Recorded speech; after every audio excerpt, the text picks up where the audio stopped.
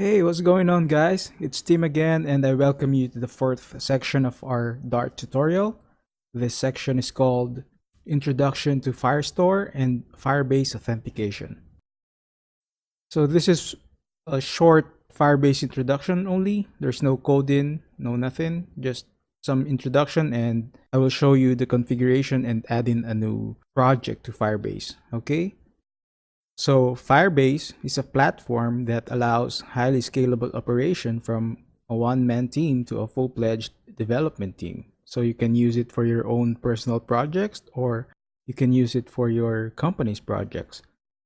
Okay, so it was acquired by Google in 2015 and it has since expanded its services to include databases, authentication, quality, analytics, serverless architecture, app growth, hosting, and much more. So it is, a suite of services that encompasses the whole DevOps operation.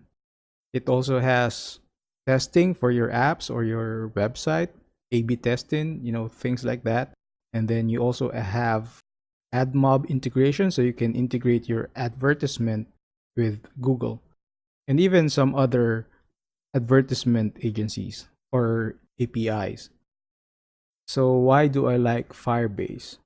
So don't take it like I'm really asking you to just use Firebase. No, I just like it because it has a very generous free tier.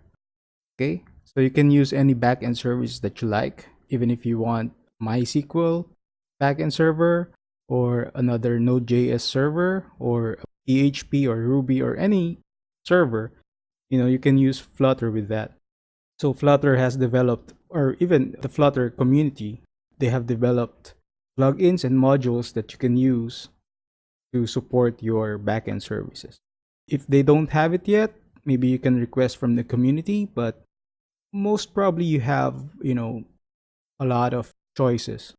So again, the free tier from Firebase is very generous. It's more than enough for most application, and it is versatile enough to compete with Amazon's web services.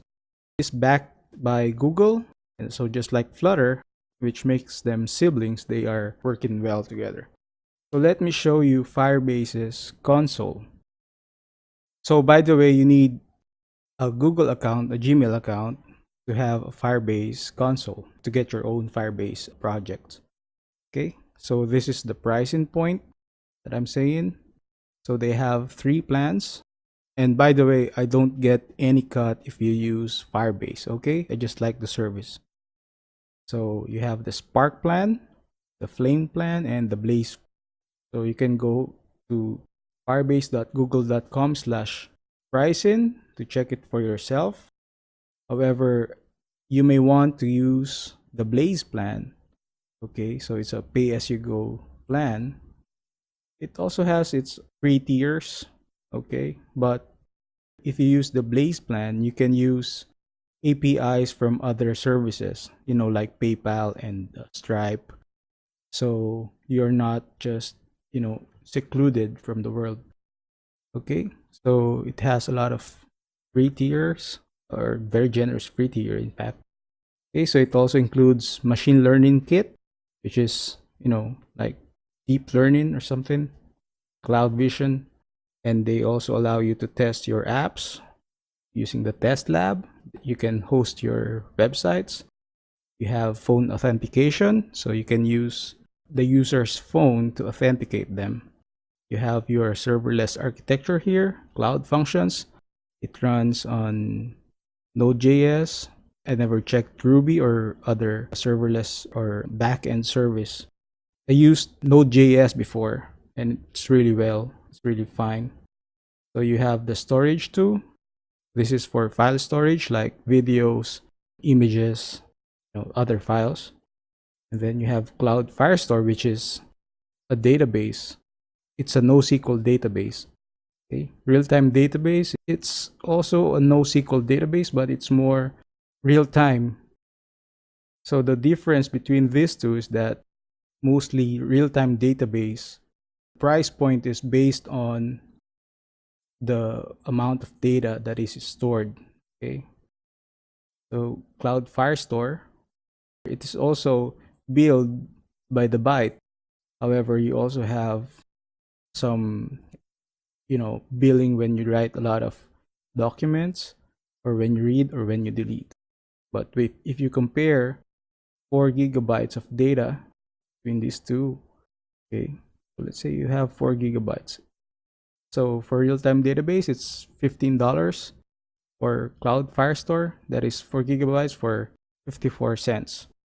Okay, so, but of course, you also have a lot of writes, a lot of reads, and it all adds up. However, a real-time database may cost a lot for certain applications. Firestore may cost more for certain applications too. So it depends on what you're trying to do. Here's the Firebase console. So you just need, your Gmail account, and you can already make your project here. All right. So let's go back to the slide. Okay. So now what we're going to do is add a project. So again, go to the console, click this button here. So you need to make a name for your project, or let's say Flutter chat app. Okay, let's make a number, some random number, and click the agreement and just create the project. So it will spin up all the servers that you need, like the databases, serverless infrastructure, not serverless server, because that will be ugly.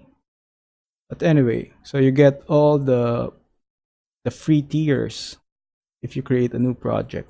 Okay, so you always start with Spark plan, and then you can upgrade to whatever plan you want, or whatever plan you need. All right, so now we have our project here. Okay, so let's go back to the slides. So now, since we're making a Flutter app, we need to create an iOS or Android app within Firebase.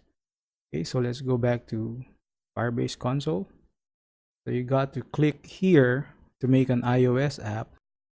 If you plan to produce your iOS app from your Flutter project, and an Android app. So let's say we're working on an Android app. So put your package name here. Usually it's the reverse domain name notation, tutorials dot chat. So you can just put a nickname. This is optional, it doesn't even mean anything. It will just be shown on the console so that you don't get confused, because you can add more Android apps for your project. For example, you have a client app, and then you have a server app. For example, Uber. I don't think they're used in Firebase, but think of Uber. They have an app for driver, and they have a separate app for the user or the rider. So you can add both apps to the Firebase project so that they share the same databases and authentications that you need. So let's say this is the chat app client. So debug sign-in certificate. So for Android devs, you probably know how to get this, but if you don't, then just go around the webs. There are a lot of tutorials to get your debug sign-in certificate. You only need this if you are going to start with the authentication module. Okay, so since we don't have the authentication module for now, let's just create an app, and then we will just edit this later. So you have here a config file that you need to download and copy to your folder. Okay, so just save this. Okay, so next. And then this part you would have to skip, because Flutter has its own way of adding the Firebase SDK. Let's just click next and then skip. So that's it. We have our Android app registered under this project. So now let's add iOS. So you will see here, add an app. Okay, so you can add another Android app. You can add a web app, or something like an admin website or something. And then let's add an iOS app here. So again, reverse domain name notation. Okay, so again, a nickname. So when you're ready to, or when you have registration with Apple Store or App Store Connect, I believe, you will have to enter your store ID here for the app. So since we don't have that as of now, let's go ahead, register, and then download the config file. Okay, so let's save this and then click next. And then again, we will have to skip these parts. Skip. Okay, so now we have both apps here registered under the project, and we got both config files. So we'll go ahead to the slides again.